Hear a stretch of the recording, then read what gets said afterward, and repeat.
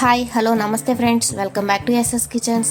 ఈరోజు నేను మీకు బెండకాయ మసాలా కర్రీ ఎలా చేసుకోవాలో చేసి చూపించబోతున్నాను. ఇప్పుడు ముందుగా 1/2 కేజీ బెండకాయల్ని శుభ్రంగా కడిగి ఇలా సన్నగా ముక్కలుగా కట్ చేసుకోవాలి. బెండకాయల్ని కడిగిన వెంటనే ఆరబెట్టుకోవాలి. అలా ఆరబెట్టుకోవటం వల్ల మనం కర్రీ చేసేటప్పుడు బెండకాయలు జిగురు లేకుండా ఉంటాయి.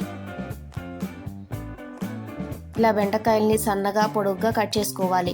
ఇలా కట్ చేసుకోవటం వల్ల బెండకాయల్లోకి మసాలా అంతా పోయి టేస్ట్ అనేది బాగుంటుంది.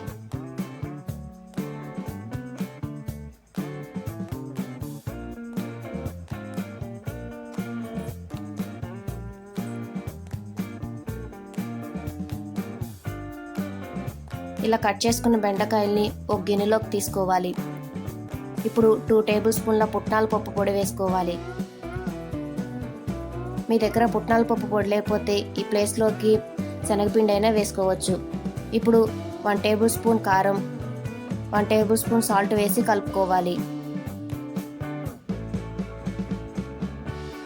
ఇలా పుట్నాల పప్పు పొడి వేయటం వల్ల టేస్ట్ అనేది బాగుంటుంది. ఇలా కలుపుకొని పక్కన పెట్టుకోవాలి. ఇప్పుడు బాండీ పెట్టి 4 టేబుల్ స్పూన్ ఆయిల్ వేసి హీట్ చేసుకోవాలి. ఆయిల్ హీట్ అయ్యాక 1 టేబుల్ స్పూన్ పోపు దినుసులు వేసి ఫ్రై చేసుకోవాలి.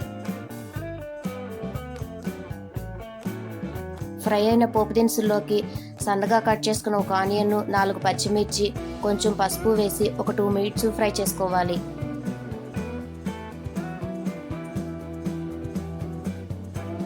ఇలా ఫ్రై అయిన ఆనియన్స్లోకి మనం ముందుగా కలిపి పెట్టుకున్న బెండకాయలు వేసి ఒక 2 మినిట్స్ ఫ్రై చేసుకోవాలి.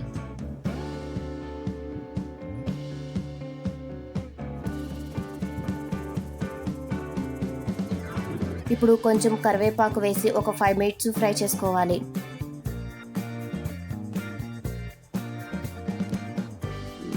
ఇలా ఫ్రై అయిన బెండకాయల్లోకి 4 వెల్లుల్లి రెబ్బల్ని ఇలా మెదిపి వేసుకోవాలి.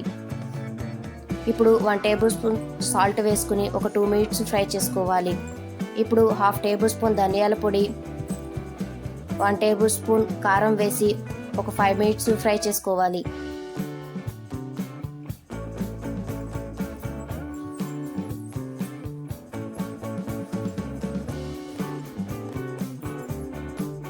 ఇలా ఒక 5 మినిట్స్ ఫ్రై చేసుకున్నాక 1/2 టేబుల్ స్పూన్ గరం మసాలా, కొంచెం కొత్తిమీర వేసి ఒక 2 మినిట్స్ ఫ్రై చేసుకుంటే ఎంతో టేస్టీగా ఉండే బెండకాయ masala curry ready.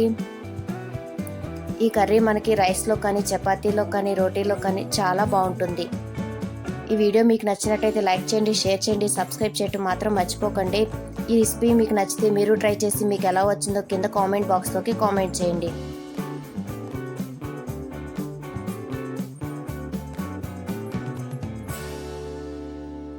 Okay, thank you friends, bye.